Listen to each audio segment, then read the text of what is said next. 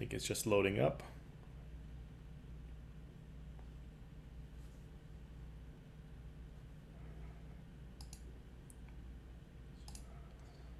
All right. Just going to give it a few seconds. Okay. I see that we're live on YouTube. All right. I didn't get an alert yet, but we'll see here. All right. If yours says live, you're probably good to go. Yes. All right. Good morning, everyone. Hi, Adrian. If yours says live, you're probably good. Hey, Sean.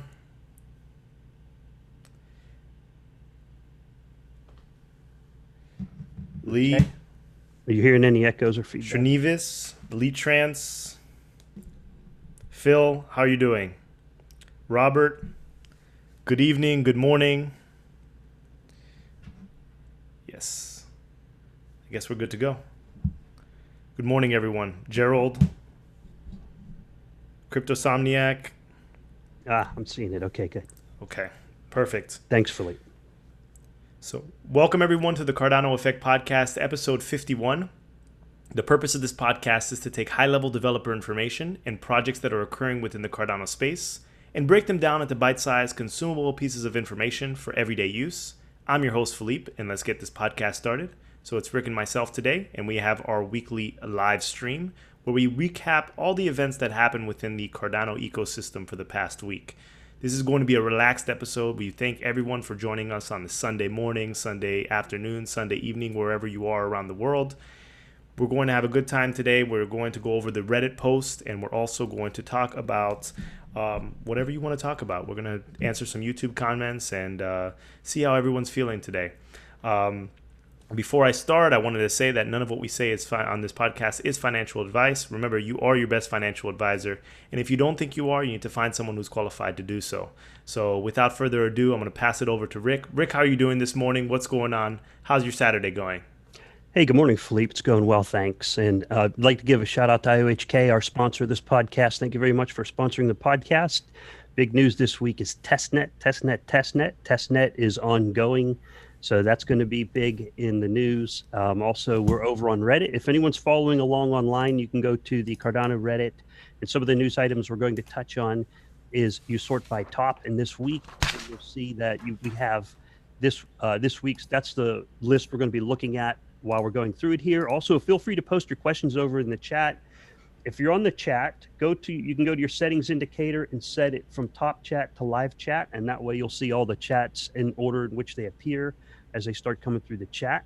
I would also like to remind any new viewers that this podcast is available on Google Play Music, iTunes, Spotify, SoundCloud, and all of your favorite streaming apps.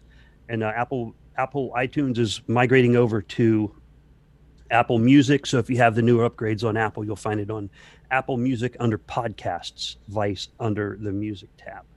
Okay, so that's with the upgrades there, Philippe. I just wanted to touch on that. And yes.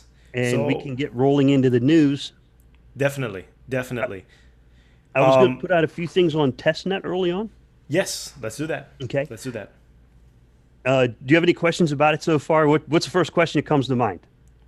Oh, when the incentivized snapshot, when staking, when Shelley, when mainnet, when everything. When is everything to come together? All the questions you see in Telegram, right? Yes, exactly. That's TBD. It's on its way. It's under development. So what I'd like to do is remind folks that this is an alpha testnet, and the purpose of the testnet is to conduct testing.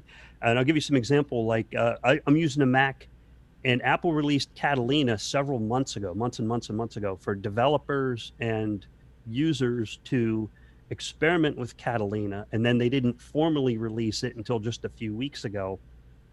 So every major manufacturer out there does some sort of test net. They release their software early, usually in beta. Beta is more developed. The test net is, I consider, an alpha state, so it is an alpha level test net. There will be problems. That's the point of the test net. It's okay to have problems on the test net. That's why you do it. The general idea here is you get it working in a petri dish in the lab. And once it's working in the petri dish in the lab under controlled conditions, then you release it out into the world. and under very uncontrolled conditions and find out where the breaking points are. And you always find problems. That's the main goal of the testnet, is to find those problems. So there's problems coming up. I've had a few people contact me a little bit concerned about, is it working or is it not working? Well, yes, it's working, and also no, it's not working. It's a multiple answer type question. There is no yes no answer. You know what I mean? Yes, yes, Um, yes. because it's, as a test net, it's working. It's doing its job as a test net, and it's also not working, as in there are things that break. Because if you have 50 different users building 100 different nodes, you're going to have 100 different configurations. So you have Linux, Mac, and Windows, and you have Rock Pi. There's about 8 different types of software releases in the list, plus you got Nix OS X. And if you take all the different hardware types and all the different software types, and plus people are running on cloud computers, some people are running on bare metal servers, some people are running on laptops. If you take all those different combinations, there are hundreds and hundreds of possible combinations. And so that's the point of the test net, is to test all those different combinations and to smooth it out. So Yes, I just yes. wanted to make sure that viewers are aware, because we get a lot of visibility on this channel. So I figured I'd get the word out to people so that you can pass it along to others if they're asking, oh, is it working or not working? Well, it's doing what it's supposed to do, and also they're finding bugs, which is a good thing. I think number one bug on the list right now is number 860 on GitHub, and when that one was resolved, that's the highest priority bug they got in there. Um, Okay, and I think once that one's resolved, you'll see a lot of issues clear up. okay, Yeah. And I okay. kind of break it into I break the problems into 2 different categories. There's the operator problems, which is people like you and I, people out there downloading the software. The operator problems, and then there's development problems. On the operator side, I think the 2 biggest issues on the operator side are people are not doing port forwarding correctly. Not everyone, some people are and some people aren't. You can't run Jormungandr if your port forwarding is not correct. It won't work. Um, and the other operator side issue is configuring their node config.yaml file. Because this is in alpha state, you still have to configure that setup file. And there's a public address, and there's in the IOHK setup guide that's on the Zendesk. It's currently blank. You need to fill that out. And the YAML file, the node config.yaml file, has to be configured correctly. Otherwise, the node will not work. So there's 2 configurations on the operator side. Us testnet people, is you have to make sure port forwarding is correct, and you have to make sure your node config.yaml file is set up correct, or it's not going to work correctly. And then even with that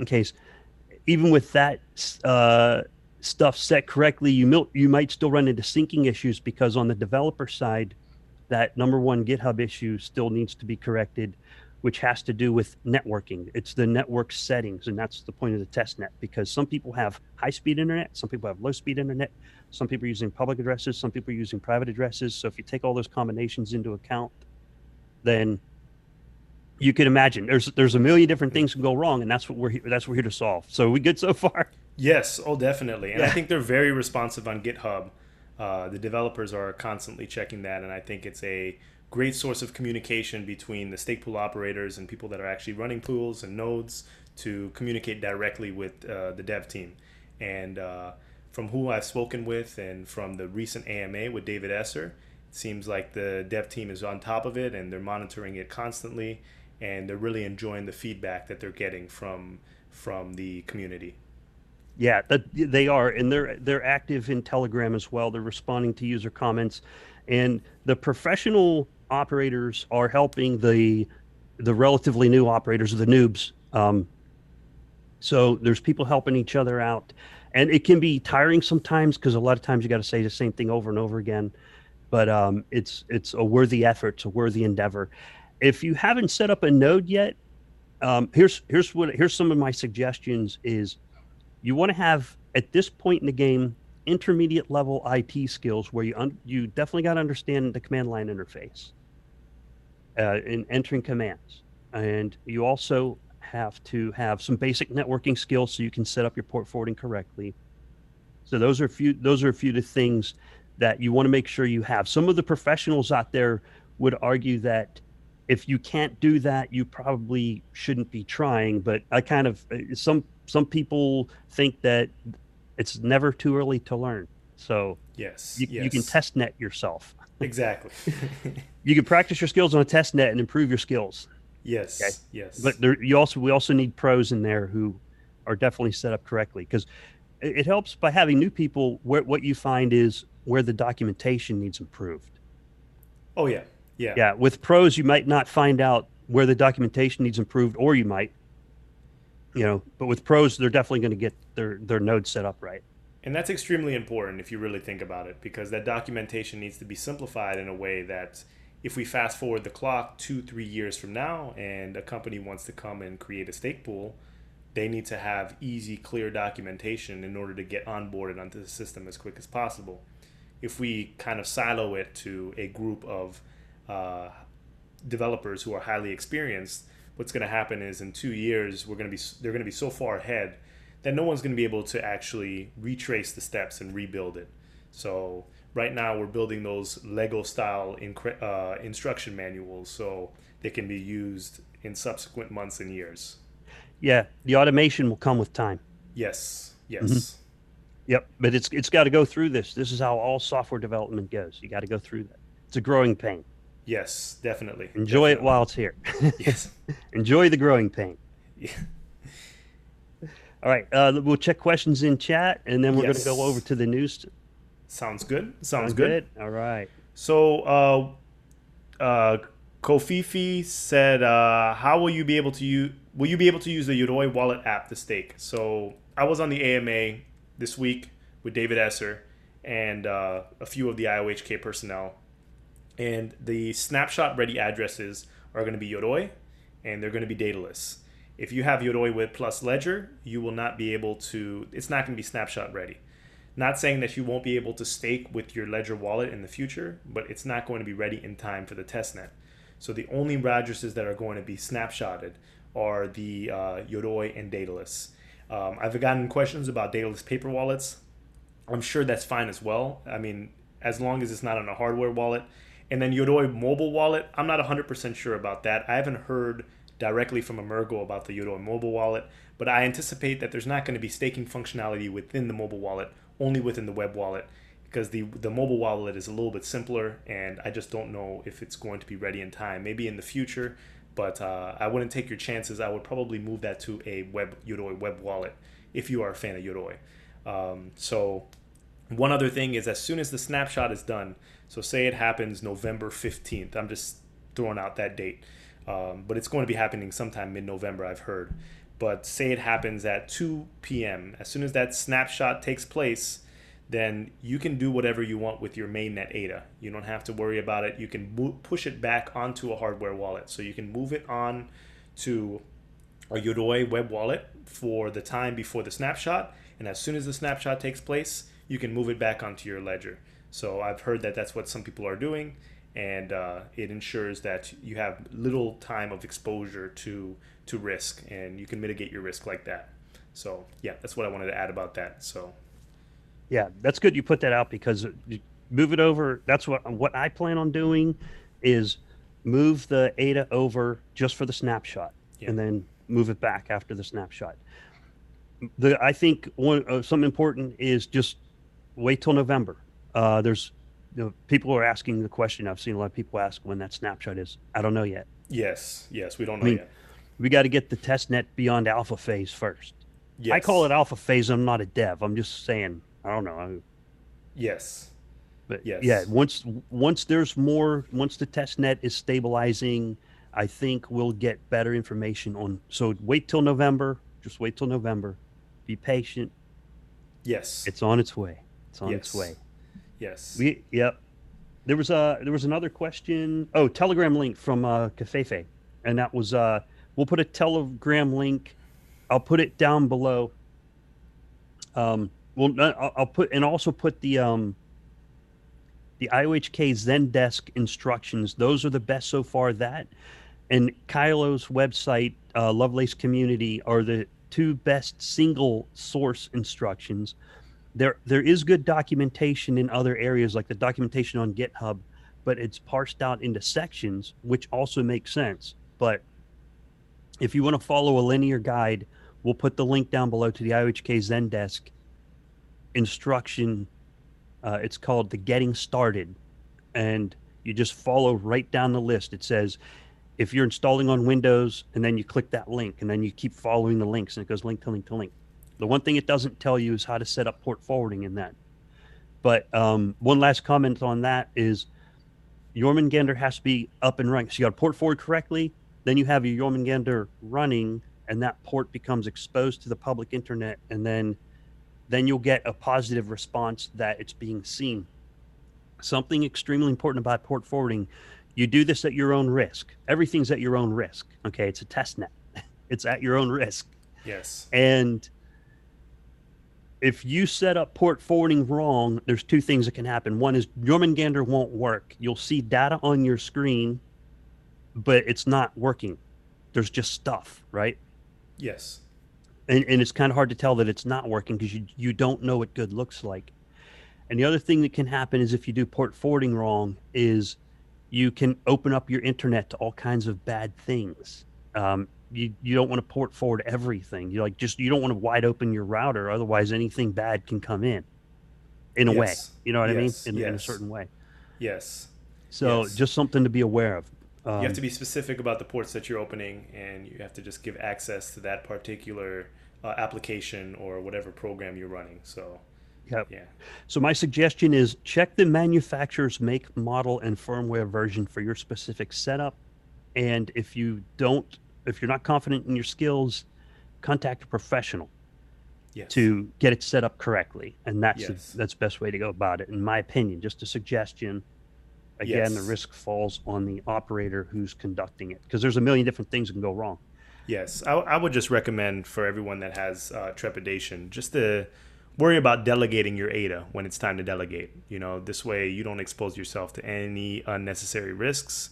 And I know everyone wants to support the network, but like Rick was saying, if you don't have a medium level understanding of what you're doing, you could click the wrong buttons and just cause yourself more trouble. So I don't want to scare anyone. I mean, no one's coming directly to attack you, but just want to try to mitigate your risk as much as possible. Yeah, mitigate risk, man. That's a good point. That's the key word there. Yes. And plus, a lot of people are doing these on computers that are, I guess, like throwaway. They get something that they're not using for daily surfing, because when you set it up, you're storing a secret key for the public node, for the stake pool leader on that node. So it's important to make sure your setup is legit. The Elite Trance said, question part one. We will still take some of those questions. Then we can take Elite Trance and then move over to the Reddit. Okay, he said he's having an issue running his test node. When he starts the node up using the config template, it doesn't make connection to most nodes, just one. Yeah, I've seen that problem. There are many different things that cause that. I tried to run two nodes. When I run one node, it's good. When I try to run a second node behind the same public IP, the exact same configuration, different port number, I see the same problem. So there's many variables there. You just got to make sure you're using a public IP and that your port forwarding is correct. And then part two was it's too hard for me to tell you specifics. I'd have to see it, but I can't. Part two is I ran a protocol analyzer, noticed that the other node peers are actively rejecting my connection. When I run the JCLI command, it doesn't show the latest block when I query my node. Yeah, a lot of people are seeing that also. That has to do with probably the protocol in GitHub issue number 860. I don't know the specifics behind that, but there is a really cool thing running called ProleteR. Cardano is using something called ProleteR. So while we're waiting for the next release, current release is 0.5.6. So I would say wait for 0.5.7. When .7 comes out, I anticipate the high priority GitHub issue will be corrected, and then see if that improves the situation. But ProleteR is just, oh my gosh, I recently learned about that, and it's really interesting, cool stuff. So you look it up, ProleteR. I'll get a link to that down below also after we're done here too. Yes, yes, But that's the protocol that it's using to propagate the packets, to propagate the blocks. yes. There definitely are some issues that are still up and running. And if you check the GitHub right now, you can look at those issues for anyone that's interested. There's 87 open issues right now and 245 that have been closed. So there are a lot of issues, small little issues, some of them higher priority that need to be fixed in order for nodes to properly communicate with each other. And people are having a couple issues with network, with one node communicating with another node, and various other issues. So check the GitHub, especially if you are trying to run a pool, and it's very helpful. Yeah, and also the instructions. Another skill you have to have is to be able to follow instructions. They're all written in English, although Psycom did some in French, and I linked those on that live stream of the map. So thank you for that. It's guidance. It's not precise instructions as far as because I can't read French. I can read a little bit, but I can't understand it well enough. So there's a French translation there if you want to see some of the guidance. So thank you, community members, for doing that. Thank you, Psycom. Yes. And I'm looking up, was that 860? 860. I want to make sure I got that GitHub issue number correct. 860. I don't trust my memory anymore, Philippe. I'm getting old. And I've had a lot of screw ups on this podcast. No worries. Okay. Yes. Okay. Right Number 860. So if you're not already running a node, then maybe pause until 0.8.7 after GitHub issue number 860 is corrected. And I think you'll have much greater success at that point. Yes. Anticipate. Yes. I anticipate. Yes. Soft word there. Okay. Okay. And then just one more. Yeah. So you want to jump over to Reddit quickly? Or? Yes, sir. Okay. Yes, sir. I think we got all we can. I don't want to kill Testnet. Okay. It's going. Testnet is doing what the Testnet was designed to do. Okay. Find bugs. If we weren't finding bugs, that would be a problem. Yes. The fact that we're finding bugs and documentation improvements, that's a positive sign. That's good. Yes. All right. Okay, so let's shift over to Reddit and maybe change the topic from the testnet to maybe some news that's happening within the community for all the people that are not running their own nodes and are worried about what's going on with the news. I just wanted to preface this by saying that next week is a very big week for Cardano. October 14th is supposed to be the date for the New Balance partnership release. So that is on Monday. So we're going to get an official press release from the company New Balance, exactly going over what this partnership is with Cardano, with IOHK, what they're going to actually be building on top of the Cardano blockchain. So this should be good moving forward. We'll get to see exactly what supply chain management looks like on the blockchain and product authenticity and what we're going to do to move forward and move that segment, move that niche forward and provide greater security for New Balance products. So I don't want to get ahead of myself. Let's probably cover the Reddit first, and then I had a couple thoughts that I wanted to share about it, but maybe later. Okay, so on to the Reddit then. Yes, yes. Well, the top one on my list showing is the surprise AMA from Charles from 6 October. So if you haven't seen that, check that out. That was a really good AMA. He always puts out some of the latest, best, and greatest information, and he's got a nice background there now too. Yes. But a lot of good information coming out in that AMA. I watched it. I'm having trouble remembering everything because I have my head buried in testnet. But it was a good AMA, so check that out on his channel, on the Charles Hoskinson channel. If you haven't subscribed, then go over there and subscribe and check out his AMAs. Go ahead, Philippe. Yeah, one thing I wanted to ask you, Rick, and maybe I want to pose it to the community in general. When I was watching the AMA, I mean, I'm always interested. I'm always learning new things. Charles is always bringing up new topics. But, this whole idea of use cases within blockchain towards, I believe, the middle part of the podcast. And by the way, shout out to Edutainment for documenting exactly the timestamps for everything. So thank you for that. Go to Edutainment the website, and then you can see the documentation as far as the timestamps for that video. But he was talking about the secondary market for luxury goods, because people were asking about alternative use cases for blockchain. And he was saying something along the lines that if you like buy a designer piece, a designer handbag or designer clothing, and they put some kind of solution on the blockchain where this company can actually usurp value if a person resells it, or they can follow the product cycle a lot more and get value from each stage of the cycle.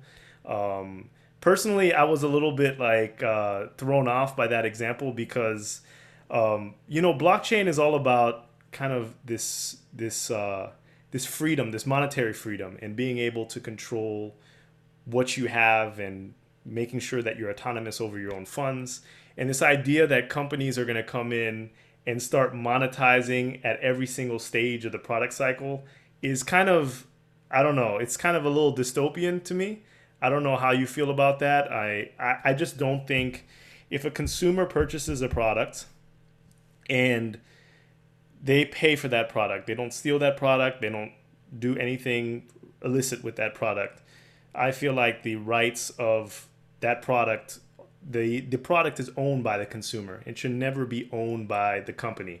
If blockchain is providing a means for companies to completely own everything, every single item that exists, and just to trap as much money as possible, I think that this is not a great use of blockchain whatsoever at all, because it means that no one will ever own products whatsoever. Like, I don't know. I mean, I look at the company like Gillette. People get, I'm jumping ahead of myself, but let's take a quick example. You go to the store and a limited edition item comes out. Let's say a PlayStation 5. You buy that PlayStation 5 at Walmart, Target, Best Buy, wherever you go. And Sony, the company that made the PlayStation, did not make enough in their product run. So that person has paid $400-500 for their PS5, but on the secondary market, it's selling for $1,000. They can go and they can sell that item for $1,000. People may say, oh, wow, I hate the resellers, I hate the scalpers. Why do they do this? But they never get mad at Sony, the company themselves, for not properly forecasting how many units they have in the store. I think that as soon as someone buys an item, they should be able to take as much value from that item as possible. If the item goes up, it appreciates, oh well. If it depreciates, oh well. That's the risk you have to take. You look at the company Gillette, the shaving company, and I'm sure it's like if you Venus or any of those companies, Gillette makes one of those fusion cartridge blades for 8 cents. 8 cents a cartridge. So they pack them up in 6 or 8. You can go to Walgreens and you can buy them for like $20. So they're making it for less than $1, that package, and then multiplying by 10, 20. Of course, they have advertising costs, but people never get mad at Gillette for actually scalping those items, but they'll get mad at the end user if they take that $20 package and they sell it for 40. So having Gillette sell an item to a customer and then putting some kind of RFID chip where it's on the blockchain, so if that customer sells that item, they get money again. I don't know. I'm not all for that at all. So I don't know what your opinions are on that. I think it's bogus. If that is the use case, I don't agree with it. If you purchase an item, you own it. I totally agree with you. Yeah. I can imagine as it goes from manufacturer to distributor to the store, if the purpose, no, I don't understand the purpose, but if the purpose is to recoup the costs as the item goes from the manufacturer to the distributor to the storefront, and they're just trying to get that cost fed back to the manufacturer, okay, sure. But once a consumer buys it, it's over. They own it. Yes. That's the thing that annoys me about software these days. I buy some piece of software and it's charging me every year for using it. Yes. Yeah. And that's what I thought the example was, because Charles was explicit in saying that if someone could purchase this authentication service, and if they like resell that luxury handbag on eBay, the company itself, like let's say it's like a Louis Vuitton handbag, they would get a cut of that second sale. And if that person sells it again, they would get a cut of that third sale as long as it's on the blockchain. I think that's a terrible precedent to set. Terrible precedent. It So is. You know what else is another, I mean, tracking stuff through blockchain, people want to know what the source is, like if something's organic or if something was made with using clean energy or if something was made using the proper materials. I think yeah, those are great use cases for yeah, blockchain. And I mean, you see it all the time. Like Sears Craftsman tools used to be some of the best made tools in the world. Then they stopped giving that warranty. It had a lifetime warranty. Bring it back to the store and they exchange it. yeah, Then they started outsourcing the manufacturing, and now they're closed. The entire building is closed. The one 2 miles from where I live. I'm like, what happened to Sears? They almost created online shopping with their marketing catalog and the yeah, supply chain. You know, they getting it from the manufacturer to the buyer. But yeah, I don't know about the use cases, man. There's a lot of technical details there. Everyone's going to try to leverage it some way. They're going to say, how can I make yeah, money off of that? yeah, yeah, yeah, But I agree with you. Once it's in the consumer hands, they own it. yeah. So hopefully that's not something that is adopted moving forward, because that's just going to lead to less freedom. And I'm all about free markets. As soon as you purchase something, if you do it legitimately, I mean, if you buy something for $200 and it's $2,000 the next day, well, the luck's on you. But you could also buy something for $200. It could be $2 the next day. So Yeah, that's a risk you take as a consumer. yeah, Just like ADA could be 4 cents today and it could be $1 tomorrow. That's the risk you take, and you shouldn't have someone taking value from you on that journey at all. yeah. However, the benefit to the consumer is you can prove authenticity. So if I own something, I can say this is an authentic version of something, and it can be Yes. verified. So Yes. there's a Yes. benefit to be had as well. Yes. You Yes. always got to look at the pros and cons. That's part of change management. That's with all change. Um, 1/3 of the people like new things and they say, I like this change and I want to adopt it. And about 1/3 are neutral and they're like, kind of, I don't care. And 1/3 push back and say, no, don't change. So that's just three different ways of looking at it. Yes. And some Yes. people are really smart and they go, how can I make money off of this change? Yeah. Yeah. How can I suck more money out of your pocket? All right. So was that part of we're gonna go back over to the Reddit news? Yeah, we can go back over to the All Reddit right. news. Yes. Thanks for your comments on that. I always like your take on business because you're real business savvy. Okay.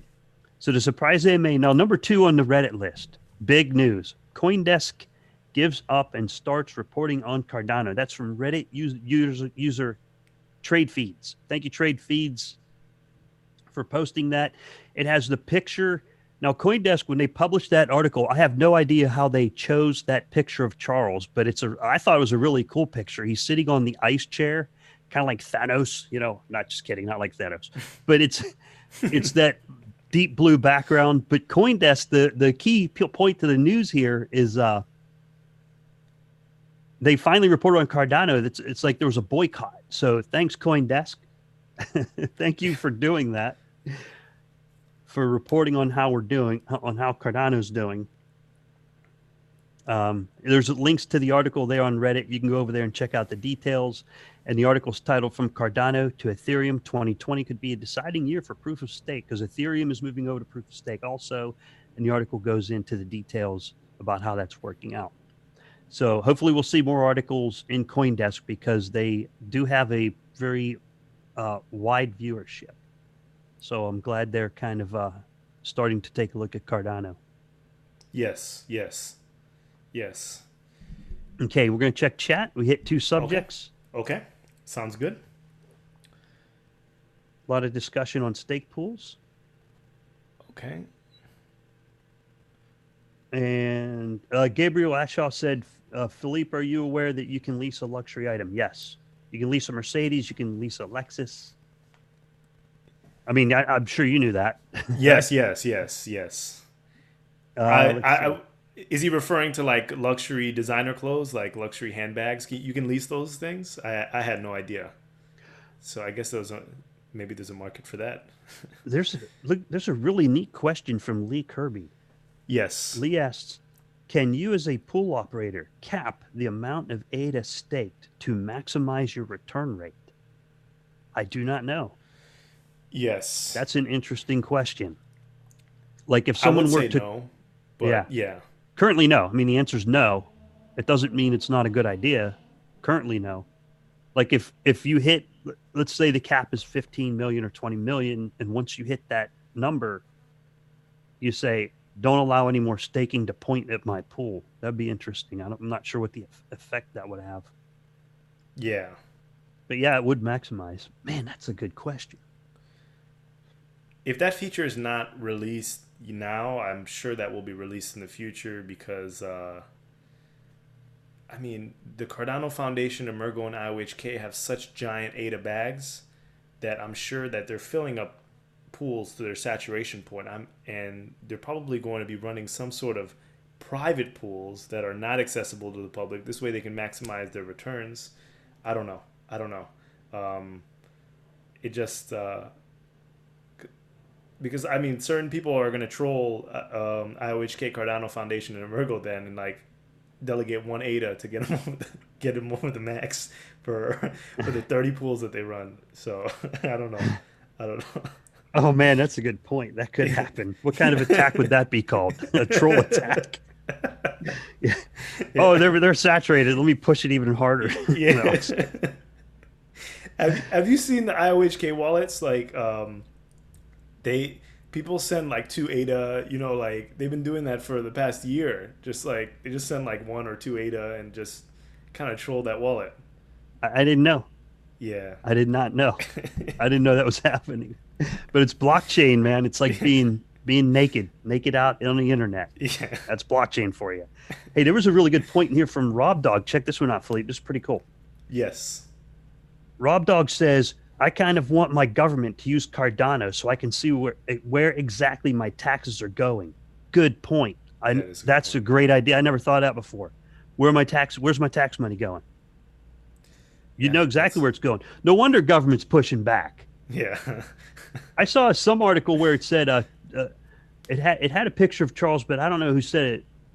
It showed 2 newscasters. I think it was in a tweet where he said, government to blockchain, you need to comply with monetary law. And then blockchain's reply to government is, you need to get your monetary law up to date or you're going to become obsolete. Now, you can say stuff like that when you have nothing to lose. Right now, blockchain's the underdog, so you can talk smack because it's like, what do we got to lose? We already don't, we don't have your support, so may as well talk smack, right? Yeah. We tried playing nice and that didn't work. Yes, that is true. Like Caitlin Long said, you can't uninvent blockchain. Exactly. Oh, and by the way, that was another thing on Twitter. CoinDesk did a release that might show up on the Reddit news. They released a list of the most influential people, and Charles Hoskinson wasn't on it, but Caitlin Long is. So if you see that, vote for Caitlin. Yes. Let's see if she can win that competition. Yes. Caitlin's great. Throw her weight behind her.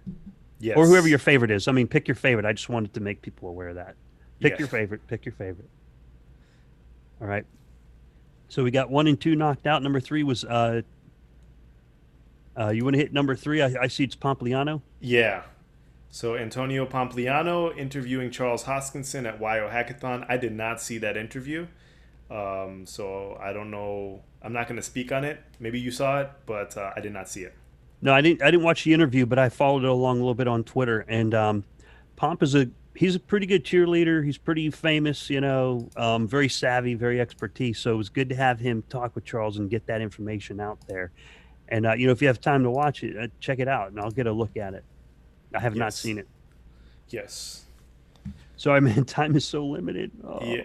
I spent all my time on Testnet this week. Yeah. And any spare time I had, I feel for software engineers. I feel for them. I'm like, oh my gosh, I don't know how you guys do it. Yeah. But he's a popular figure, so I guess it was a good interview. So yeah, it's a good person to get interviewed by. Yep, and savvy too. He's a co-founder and partner at Morgan Creek Digital, and he writes a daily letter analyzing crypto news for institutional investors. Pomp is also very active on Twitter, so if you want to follow his information, check it out. Nice. Yeah, he puts out a lot of good info. He's also very positive. You got to have someone who's really positive out there, you know. Yes, especially in crypto. Yep. Especially in crypto. Yeah, crypto Twitter can get kind of dragged down in dumps, but you got someone like Pomp out there. Yeah. Okay. The next article was Charles Hoskinson, ADA's in good shape and moving fast. That was on usethebitcoin.com article, and it goes into his talks about the Cardano project and the latest things that are going on. That it's possible to decentralize the crypto project immediately after releasing it, or creating a sandbox that gradually decentralizes the whole network. With Shelley, Cardano decided to follow the latter because they considered it makes more sense. So what's interesting is the network was centralized early on while everything got distributed and all the information got out and people got to understand Cardano. And then as time goes on, it's going to gradually decentralize. Currently, like the testnet right now is pointed primarily at the IOHK leadership roles. I don't see a lot of leadership selection going on. What will happen over time, it'll be like 100% federated. Then it'll get throttled back to like 80% federated, 20% decentralized, and 50% federated, 50% decentralized. It eventually will go to 100% decentralized to make sure that the protocol is doing what it's supposed to do. That's kind of a little more detail that goes into the process of decentralization. That's kind of how it's going to work. It's going to be a gradual process. Yes, for sure. Sir. For sure. Let's get a couple YouTube questions. Yes, sir. So thank you, Edutainment. Thank you, Tommy, for answering some of these questions. I appreciate that. We appreciate that. Let's see. Oh, Craig Fisher asks, do you guys really think Cardano can compete with ETH when there is the Ethereum Enterprise Alliance and so many devs and business and corporations and figureheads speaking highly of ETH? It'll be tough. It'll be tough. Yes. Ethereum has massive backing and it has a massive proving. You know, it's proven effective. So there's a lot to be learned from that. You can look at Ethereum and say, okay, how did Ethereum succeed and kind of model the areas where it did well and model that and learn from that. And the areas that are not so well, and you can also learn from that as well. So can it compete? Eventually it can. I think so. I think so. I think I'm using an iPhone, not a Nokia, right? Exactly. Nokia used to be king. Exactly. Now Android's But we have king. to get our products out in a timely manner because Ethereum is also going to be advancing at some point as well. So they have smart contracts. So we need to get our smart contracts out. We need to make sure we get staking out and then governance out. Then we can really talk about competing on a level playing field. Right now, we're probably not where they are at. You know, we're definitely building it the correct way, but we do not have tools to allow developers and people to really flourish in the ecosystem. But that will come. That will come. Yeah, that's a good point, Philippe. So to properly answer Craig Fisher's question is not until smart contracts. Yeah. Not until after that. Yes. Yeah. Riley, thank you. Thank you for making this content accessible. Me and my sister watch your uploads every week. Thanks for tuning in. We appreciate you. We really do. Craig Fisher, he's a BTC maximalist. I think he's talking about Pomp. Yeah, I'm not too familiar with him, but I've heard he's a BTC maximalist. So, yeah. He is. We touched on that last week. BTC maximalist is, okay, I bought this first. I don't want it to lose value, right? Whatever you're holding. Like right now, if I'm holding Cardano and someday Cardano's threatened and my biggest bag is Cardano, then I would feel threatened. It's totally normal. It's perfectly normal. If you hold a big bag of Bitcoin and something's threatening Bitcoin, you're either going to sell your Bitcoin or stand your ground or something. Oh, yeah. But I totally understand. Most definitely. Yeah. If I had a big bag of BTC, I'd be pimping BTC. Yeah. I mean, a perfect example of that is Andreas Antonopoulos. You know, he's a very smart guy, very well spoken. I think he presents well. He's a good face for Bitcoin, but he's promoting his own self-interest, and it's almost a point of delusion. So if you see Rick or I become delusional in the future, you need to call us out So if there's a project, let's say 5, 10 years from now, that just completely destroys Cardano, and we're at the point where we're just still looking at you saying that no, no, no, no, and we're giving you all these excuses, we're guilty. Personally, me, I'm gonna try to, be have as much honesty and integrity in this game as possible. So if something's better, something's better. But, you know, I mean, respect to them for pumping their own bags, but at some point you've got to admit that what you're pumping is not really the answer. I mean, it could be a one solution, but it's not everything. Hmm. Yeah, I think I agree with you totally. If as long as Cardano has the ability to scale, I'm all in favor of Cardano. If I Yeah. ever see it hit a barrier that's a complete showstopper, I would have to migrate. You know what I mean? Yes. Yes. That, Yes. that that's just how it works.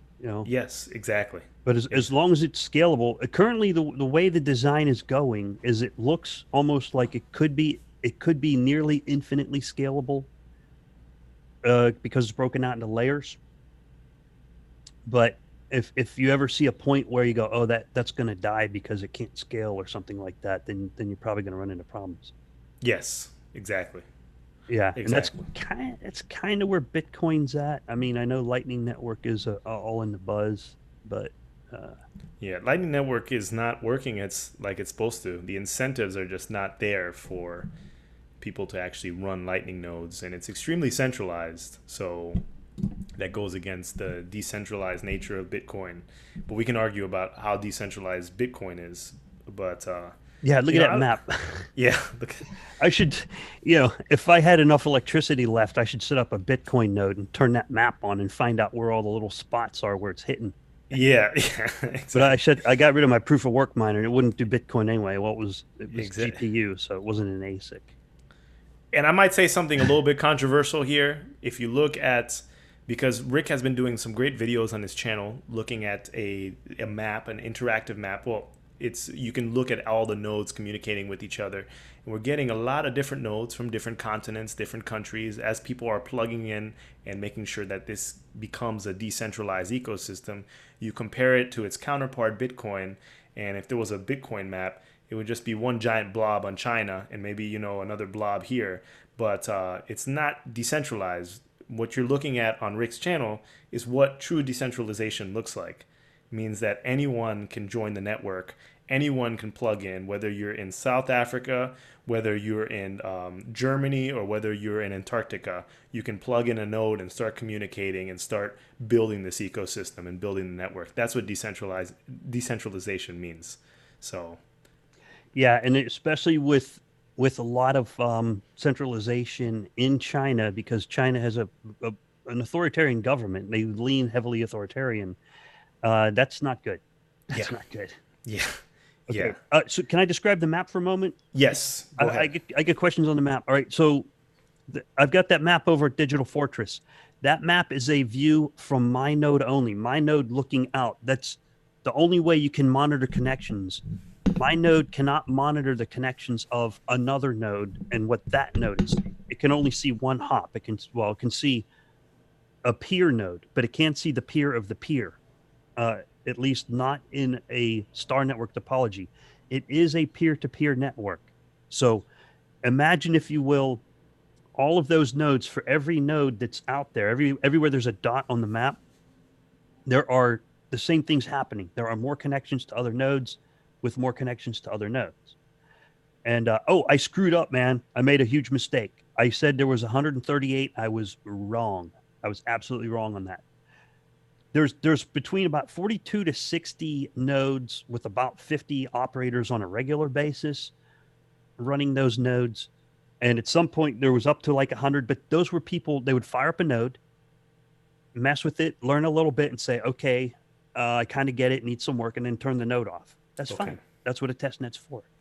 I was looking at the number of certificates for pools. So there was 140 pool certificates on the thing. And I thought, oh, wow, 140 nodes. No, that's not how it works. Okay. Yeah. Then I had to look at connections. So I learned some stuff from other people, and then I learned, oh, okay, the actual number of active nodes at any moment has been varying between about 42 to 60. Okay. Yeah. Okay. And you can kind of see that on the map, but my node doesn't see all nodes at all times. It sees the nodes that are most associated with this poltercast protocol that have either the same topic or the same neighbor. There's things called topics and neighbors and stuff like that. It's kind of complicated. And the protocol handles picking who you're seeing and when and how blocks are getting propagated. Okay. So I don't put those nodes in there. Please don't send me your IP address. Those nodes show up magically on their own. It's magic. It is. They're just poof, there it is. Yeah. If it doesn't show up, it doesn't mean your node's not working. It just means Yeah. it's not, its peers are somewhere else. Okay. Yeah. That's good to know. That's Yeah. good to know. So don't panic if you're not on Rick's map. Yeah. Don't panic if you're not on that map. Yeah. If you're near a high speed node in Europe, you might not ever see my node. Or maybe, I don't know. Maybe you will, maybe you won't. Okay, any other questions we got to hit and back to the news? Okay. Let's see. Oh yeah, Mark Newhoff said this is a really good point. Mark said when my node starts, it looks good. After 10 minutes, I only get errors. And so yes, I'm one of those guys. Yeah, that's happened on quite a few nodes. What happens when you first start the node? It bootstraps a big chunk of the blockchain. So it takes depending on the connection speed, about 8 to 15 minutes to bootstrap it. Then for the next 40 minutes to an hour, it synchronizes getting the remaining blocks.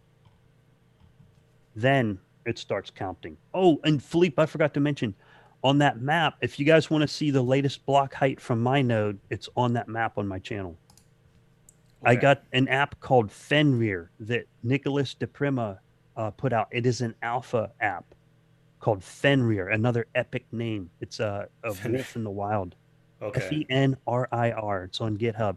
Search Fenrir on the Telegram channel. That's Okay. what that app in the top left is. It is alpha, though. Keep that in mind. Alpha. Okay. Okay. Okay. I'm just writing that down. All right. Looks good. Yeah, Fenrir. That's what Okay. that top left panel is. It has a graph, too. It has a graph showing how much ADA has been staked and how much is not staked. And you can Beautiful. search for fragment IDs. You can check it. I tested it. I copy and pasted the fragment ID into Fenrir, and it came back and that it was in the blockchain. But it Awesome. is alpha, so keep that in mind. Some things on it aren't working, or they're not enabled yet. Yes. Okay, sorry, too I much noted techie that. stuff. I'm sorry, man. No, no worries. No worries. Let's well, we're just speaking about the nodes. Maybe we want to bring up what happened towards the beginning of the week with the Dan Larimer tweet about so someone tweeted at Dan Larimer that the Cardano Testnet has 100 block producers, but we're learning that it's about 40 to 60, but at one point there were like 130, 140 certificates. And then EOS is at 20. And Dan Larimer said that how do you know those 100 block producers are not the same three people? Well, you're looking at two different people right here on this podcast. And So how many in chat? how many in chat? Hey, if you're in chat and you're running a node, say Yep. I'm running a node. Just let us know right now. I'm running a node, and there's already been about 5 people say they're running a node. So we're Yeah, up to we have 7. we have Adrian from Romania, so we're over the 3 already. Yeah. We're over the 3 already. So Yeah. And if you check Telegram, oh my gosh, man, there's so many people in there. It's like, yeah. yeah, there's a lot of nodes running. And EOS isn't 20 nodes. There's a lot.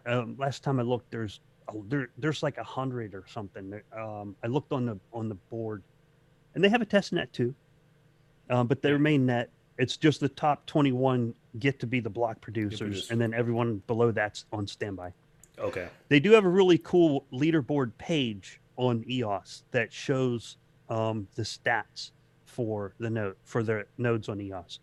And so eventually we'll have one like that. Okay. For Cardano. Something similar to that. Something similar. so that I could check your node and see what's the uptime or something like that. I don't know, not the uptime, but what block height is it on? That's more like it. Yes. What Yes. block height is that node on? And maybe the uptime, possibly. That's going to be a metric Yes. that determines its validity. But yeah, that was a little Twitter spat last week, wasn't there? Yeah. I hope Yeah. I didn't start that and putting out wrong No. information. I might have. If I did, I apologize. But can't make an omelet without breaking eggs. Yeah. And we'd love to have Dan on the podcast. Yeah, I would. He doesn't Put live it too out far there. away. He lives Yeah. up near Virginia Tech, Put it where my out daughters there. went to school. I could drive up there. I could drive up to Block 1. It's beautiful country up there.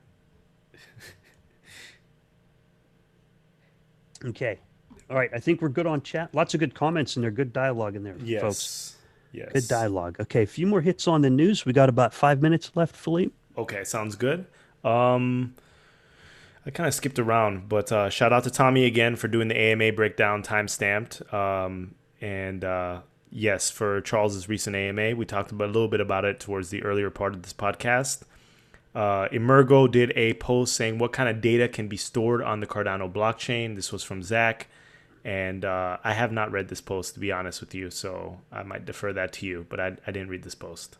No, I look for the TLDRs, but there's a write up in there on what role does data play in Cardano's permissionless and globally distributed ledger on a public blockchain. That means the data stored in the blockchain needs to be important to everyone using the system with a primary need for security, or that it's immutable is how I look at that, or is how I interpreted it.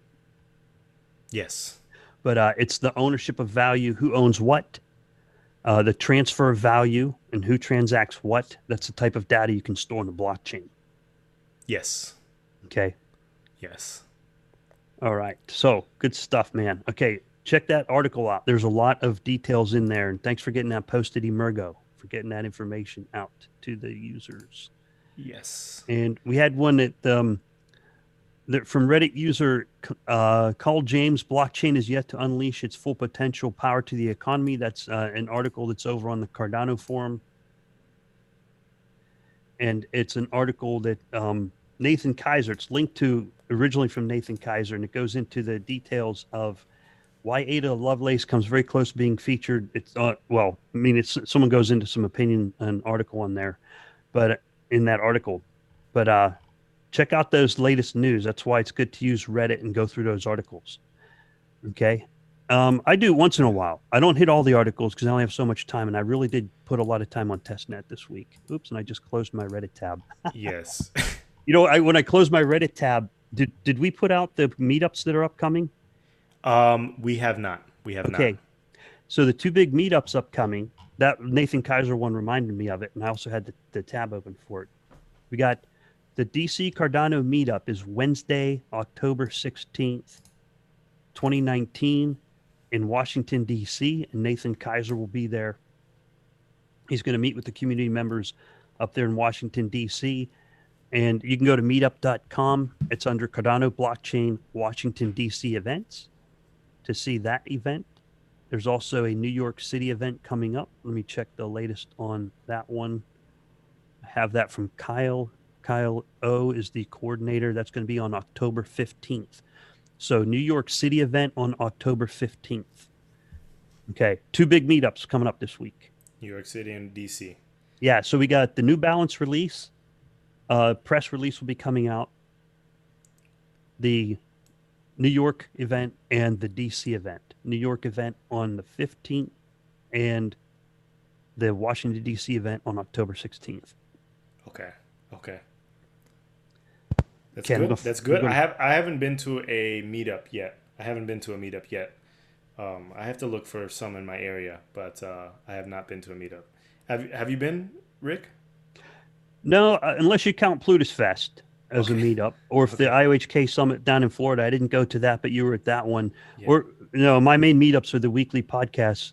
The DC one is close, but I might be in San Diego, so I don't know if I can make that one. I'll find out next week. Okay. If I can go or not. But I'm only like 170 miles from DC, so if I can get up there, I will. And then Okay, looks like I think that's pretty much it for this week's news. We can maybe grab some YouTube questions. yes, When sir. it's That'll be a good wrap up. yes, yes. So just want to remind everyone who's checking in that October 14th, that's on Monday, that's when we're expecting to get the New Balance news. So the official press release from New Balance. So we're going to be able to see exactly what's the nature of the partnership between New Balance and Cardano. So that should be good. And then we can use that information to extrapolate what Cardano can do in the future, what companies they can partner with. So that should be fun. I see a question from Dow Lamb saying, "Hello everyone. When is the incentivized testnet released?" It should be mid-November. That's what I've been hearing, and I haven't heard anything different. But I don't work at IOHK, so there could always be delays. But I'm hearing mid-November. Just and yeah. So I heard November 15th. I heard November 4th at first. So I've been hearing dates back and forth, but it's all going to end up on how many issues are solved in GitHub and making sure that it's as clean as possible before we hit that incentivized testnet. Yeah, it's still early. Like I said, in my opinion, my unqualified opinion, it's like an alpha state, then it's going to be in a beta state, and it's not until it's working really well. Because I mean, there's still people commenting in chat. They tried to run a node and it didn't work. Yeah. I fully understand. A lot of people have had that issue. That's okay. Yes. Once it's running smooth, no one's going to be moving real value over to this testnet until it's running smooth. Oh, Billy Ferguson says that hi, Rick. I was born and raised in Roanoke, Virginia, about 30 minutes from VT. It's a wonderful school. Miss Beamer. It is beautiful country up there. Wayne Morgan says, off subject of nodes, but any news if IOHK and Emergo will have a basic smart contract library that people can pull from, escrow contracts, etc.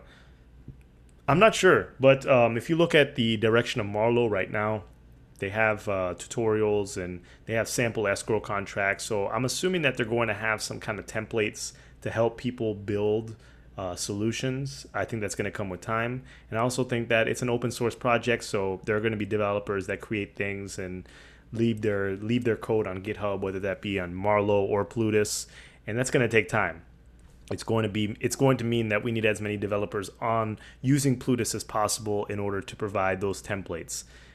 This is not going to be something that's going to happen overnight. It's probably going to be a gradual process. Yep, and the open source development is what allows other people to do. Like even on the testnet, old Crypto Geek and another one of our testnet folks over there, they already wrote a little piece of code to help automate. It still runs inside a terminal, but they wrote some Python code from Codex Casper. Let me see if I can find that. It was Casper. Is the name of the code. But anyway, it's a little Python script. But there are scripts to automate. So if you are setting up on testnet, check out the scripts. There's the standard scripts that are made by IOHK. And there's also people who are third party. Let's see. So far, so good on Casper. What was that? Yeah, Codex Casper. And that was old Crypto Geek. So it's a script. If you're on testnet, you can run that. Oops. Okay, yep. That's good. Okay, sorry about that. Oh, no worries. Awkward pause. We also have a question from Dane Thomas. Will you have interviews with the foundation partners? I'm assuming that you're talking about the Cardano Foundation. We have not had any interviews with anyone from the foundation. As far as the chairman and partners that are actually running it, we did have members of the foundation. We had Niels and Andy on, who are the community managers. And we had also Maki, but I think she may have transitioned to IOHK.